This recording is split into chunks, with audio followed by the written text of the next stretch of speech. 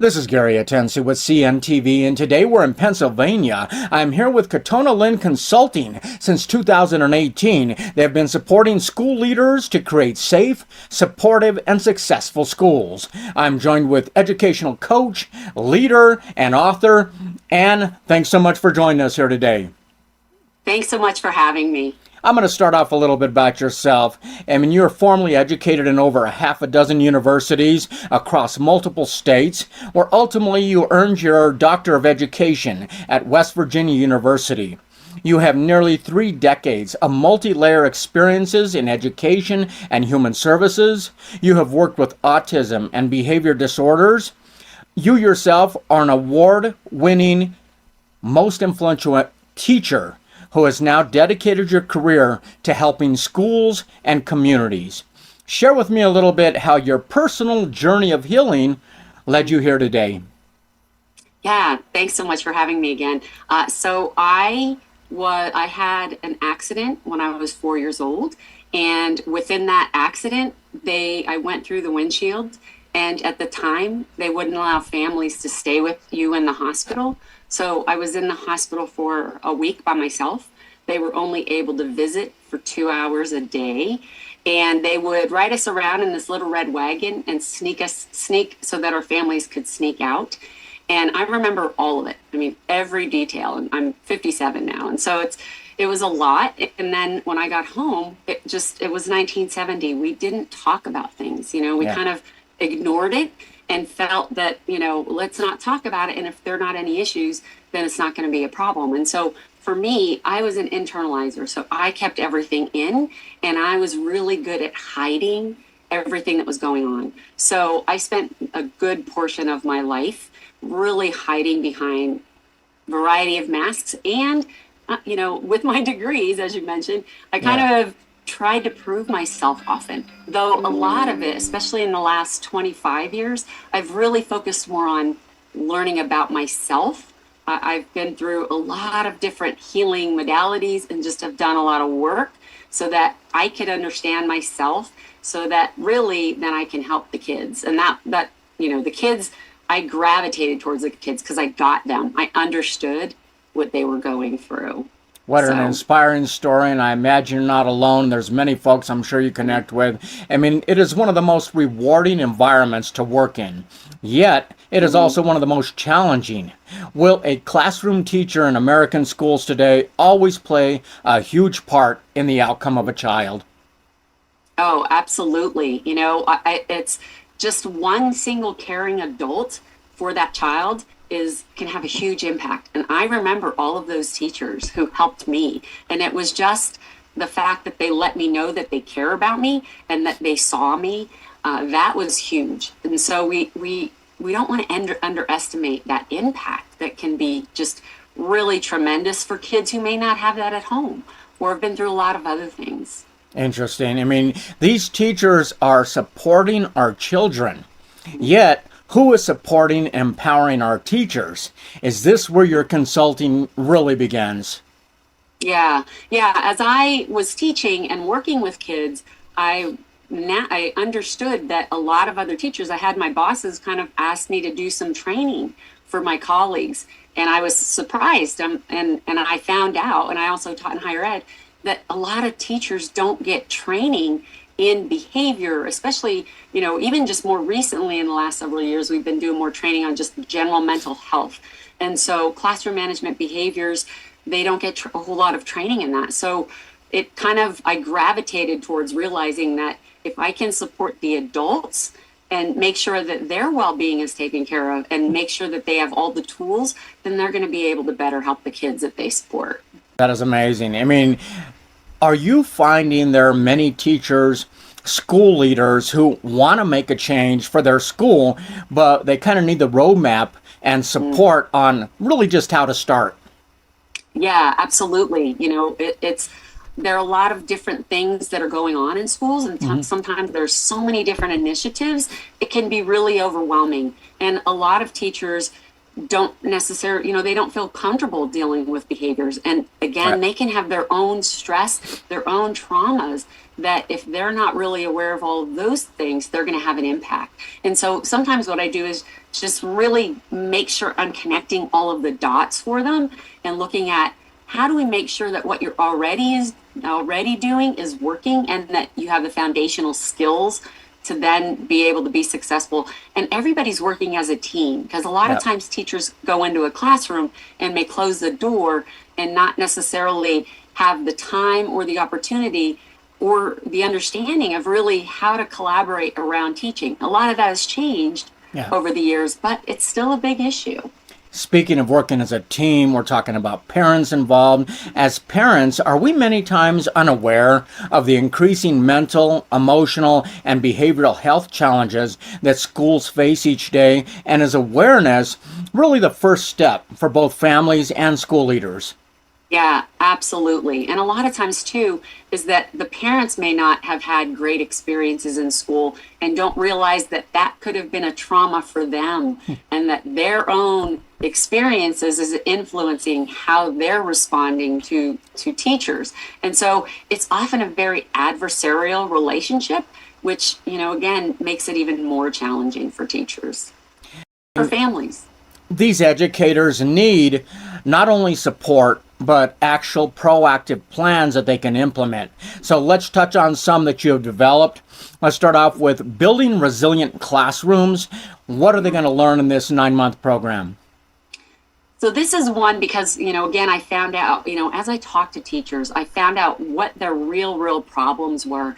And one of the big things is that, again, there's so many different initiatives. So in this program, I really tried to integrate everything into one program and make it into little snippets of instruction. So there's small little micro learning modules, and then there will be discussion and coaching, kind of group coaching around the module itself, and then one-on-one coaching in their classroom to be able to implement. And whether that's in person or via Zoom, and often what I'm doing as well is coach mentors who may be teachers in the building that can also provide support. So I'm coaching them to be able to coach the teachers. And it's around building resilience, creating an effective classroom management plan that's going to be for all kids, and also really looking at their instruction. How can they embed building resilience into their instruction rather than adding something new on top of what they're already doing, which is a big stress for teachers? Let's look at how we can integrate and give them tools so they can really kind of, affect multiple issues and have a greater impact, which will then help them be more successful academically. So it's all of these pieces across the school year, and really even expanding it into multi-years. At this point right now, I have a lot of new teachers that I'm doing this program with. And so, because again, they're coming out of college and don't have a whole lot of training, and a lot of new teachers are leaving the field within the first 5 years. So I'm really targeting them, though this is really for any teacher group or individuals who are interested in learning more. That is exciting. I mean, be it American school systems, even in Indian reservations you have worked, you have set the bar above just learning, but really cultivating a classroom where every student can thrive. I mean, has this been pretty exciting for teachers? What has been the feedback compared to what they're probably traditionally used to? Yeah, because I really focus on listening to teachers and making sure I'm looking at what are your most immediate problems, and let's make sure we're solving them. Because if I can't help them to do that, they're not going to hear anything else I have to say. So I let them know that this is about us learning this together and doing it so that I can help them. I'm not an expert coming in and telling them what to do. I'm going to guide them and make sure I'm listening to what they're saying. Excellent. I mean, they say it takes a village to raise a child. I see ongoing resilience support is available now monthly with you. Who can attend this virtual circle, and is this open really to the entire community? Yeah, this is open for anyone. I wrote a book, and so through that book, kind of again of my own recovery and healing and how it led to my work, I've really recognized that a lot of people are, have not maybe learned a lot of the skills, and I didn't either. I realized too that with COVID and everything else that's happening in our world, that it's created a lot more stress. And so just setting up a community to have some learning and also discussion and kind of create a connection with people, that can really help a lot. And so it's really open to anyone who wants to build resilience. I mean, it looks like the list of monthly topics that would help anyone, not just teachers, but parents or really anyone. What are some of the topics you hope to discuss throughout the year? Yeah, I think one of my favorite topics is, what are healthy boundaries? Looking at boundaries, because I think that was one of the things that I didn't have and didn't really understand what that was. And that's a big piece of my own self-care. And unless I'm focused on my own self-care, I'm not going to be able to help others. I have to put my own oxygen mask on first. So those are some of the early topics. And just, what is resilience? How do you build it? And how can you embed it into your everyday rather than feel like you have to, go take a yoga class or do something else or get a doctorate? It's about little baby steps that they could take to improve. And that can include setting goals for themselves and having kind of an accountability with the group. I think it's very powerful to get the community together like that and let the parents understand what the teachers are going through, the teachers understand what the parents, and realize they're not against each other, but actually working together. I mean, as we said before, it begins with awareness of these issues. Each school is as unique as the students in it. Can the Act 55 assessment really be the starting point to understanding what a school may need assistance with? Share with me a little bit or explain what that is. Yeah, so in Pennsylvania, there's a school safety and security law that came into place, and that was Act 55, requiring a lot more to be put in place in schools. And so that the work that I did at the state level when I worked, it connected me to a lot of these things. So the Act 55 is a requirement of all schools. They have to have a behavioral health assessment, whether they're doing it themselves or they're getting outside people. So I'm an outside person that could make recommendations and help them to develop a plan that looks at what they also already have and create kind of the plan for moving forward. And so going in and really, again, talking to people, doing interviews, doing focus groups, looking at their data to see what's working, what's not working. And really, again, not just looking at data, it's really saying, let's look at the data and how does that connect with what everyone else is saying, how families and students and staff, and what are they saying, so that we're making sure I'm having the accurate picture. So yes, that assessment is a lot of what I may do it as a requirement if school districts are interested in that. And I also do pieces of that, maybe not as extensive or even more extensive, if I'm working with the school and they want me to help them to develop the plan. So the assessment covers all the essentials, and obviously you can put together a very customized approach for each school. Once you know what the school wants to address, you then take a coach approach to adaptive leadership. I mean, is coaching a powerful tool for improving leadership along with your consulting? Yeah, absolutely. Again, I can make recommendations, but coaching is what changes behavior.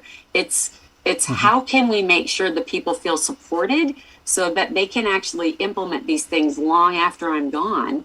And it's also giving them really the tools. And so the coach approach to adaptive leadership is a specific model that I'm a trainer with. And that is through the Coach Approach Partners. And from that model, it really gives people tools that can really, it's with anyone. It's not just coaching for schools or leaders. That you're a leader no matter what seat you're in. So you could be in any role, and it helps with relationships. Like, it's definitely, I've used a lot of the skills that I've learned in my relationships, which is why I fell in love with that. And so just coaching in general is a huge piece of what I do. Yep, I've interviewed some great coaches across the nation. Very glad to introduce them. I mean, each school is unique, but there are commonalities. I mean, is it common for each school to have students, like yourself, who have encountered traumatic experiences and adversities? Explain how your model trauma plan kind of helps them through that. Yeah, that's another requirement in Pennsylvania, that schools are required to create a model trauma-informed plan, especially if they're applying for grant money through the Safe Schools. And so with that, I, again, use all of the information and walk them through creating a specific plan that's going to fit their environment and meet those requirements that they have to do through the state. And so, it's not just another plan on top of other things. I really try to integrate it into their school improvement or comprehensive plan or any other plans that they have. So it's something that they can actually hang on to and use rather than just something to check off boxes. That's exciting. I mean, schools are complex. There's many moving parts. Your holistic approach of customized consulting and coaching, it changes conversations, changes relationships, changes cultures, and changes the systems to create enduring, sustainable educational systems. Is this rewarding work for you? Yeah, it really, it's again, obviously I have my own history, and it just being able to see kids and teachers and administrators thrive, and just to see their change in their attitudes and their change in how they see things and being more successful is huge to me. That's what feeds me every day. Definitely what you're dedicated to. Really, your legacy that you're going to leave behind is touching many teachers and obviously touching the community through the students they teach. Viewers, let's take a look at the bottom of the screen right there. What you're going to see is their website. On the website, you can see all the service they provide. I mean, for teachers, they provide strategies to quiet the stress storm in the classroom. And they're going to help you connect the dots for social emotional wellness in your schools. You can find her book right there online. Obviously, read the book. You can join in on her monthly roundtable, if you will. You can also schedule her as a keynote speaker for your next event. Once again, that is Katona Linn Consulting, because it is easier to raise strong children than to repair broken adults. This is Gary Atensa with CNTV, and if you don't know, now you know.